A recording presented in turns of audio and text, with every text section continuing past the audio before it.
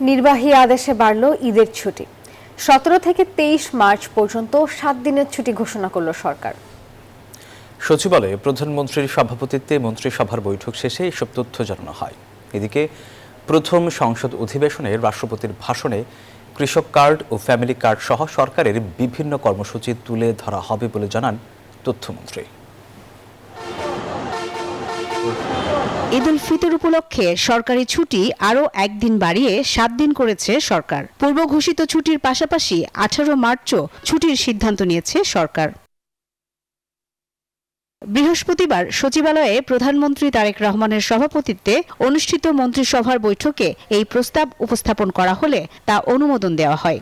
17 March পবিত্র শবে কদরের ছুটি হওয়ার কথা। এর ফলে এবার কার্যত ছুটি হবে 17 থেকে 23 মার্চ, মোট 7 দিন। 18 মার্চ ছুটি থাকছে, ফলে আগামী 17 তারিখ থেকে 17, 18, 19, 20, 21, 22, 23 একটা 7 দিন ছুটি থাকছে, যাতে সবাই একটু নির্বিঘ্নে বাড়ি যেতে পারেন। প্রধানমন্ত্রী তারেক রহমান বিদ্যুৎ ব্যবহারে সাশ্রয়ী হতে ক্রাঞ্চি রোলের ভিতর চকলেট ক্রিমের ফিলিং এ অল টাইম ক্রিম রোল মুখে দিতেই স্পেশাল ইনসাইড সকলের প্রতি আহ্বান জানিয়েছেন। তিনি নিজেও বিদ্যুৎ ব্যবহারকে সাশ্রয়ী করতে সচিবালয়ে নিজের কক্ষের অর্ধেক লাইট ও শীতাতপ নিয়ন্ত্রণ কমিয়ে দিয়েছেন। একই সঙ্গে তিনি সকল মন্ত্রণালয় ও প্রতিষ্ঠানকে বিদ্যুৎ ব্যবহারে সাশ্রয়ী হওয়ার পরামর্শ দিয়েছেন। লাইটের ব্যবহার অর্ধেক করে দিয়েছেন, কোনো ব্লাইন্ড পর্দা থাকবে না, তাহলে যথেষ্ট সানলাইট আসবে। যেগুলো যেমন বাথরুমে লাইট জ্বালানো থাকে এগুলো থাকবে না।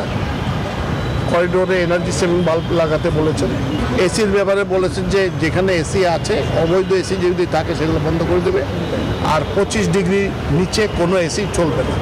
মন্ত্রিসভা বৈঠকে আলোচনা হয়েছে সংসদের প্রথম অধিবেশনে রাষ্ট্রপতির ভাষণ নিয়েও। তথ্যমন্ত্রী জানান, রাষ্ট্রপতির ভাষণে থাকবে ফ্যামিলি কার্ড, ফার্মার্স কার্ড সহ সরকারের বিভিন্ন কর্মসূচির কথা। ফ্যামিলি কার্ড, কৃষক কার্ড, তারপরে কৃষি ঋণ, সেগুলি রাষ্ট্রপতির ভাষণের মধ্যে সরকারের এই সমস্ত পদক্ষেপগুলিকে রাষ্ট্রপতির ভাষণের মধ্যে দিয়ে যাতে প্রতিফলিত হয়, ইতিমধ্যেই যে প্রতিশ্রুতি এবং যেগুলি আমরা বাস্তবায়ন করার উদ্যোগ নিয়েছি, আমরা সে বিষয়ে আলাপ করব। মন্ত্রিসভার বৈঠকের পর কর্মসংস্থান বৃদ্ধি ও প্রবাসী কল্যাণে গঠিত কমিটির সদস্যদের সঙ্গে বৈঠক করেন প্রধানমন্ত্রী তারেক রহমান। মারুফা রহমান, নিউজ 24, ঢাকা।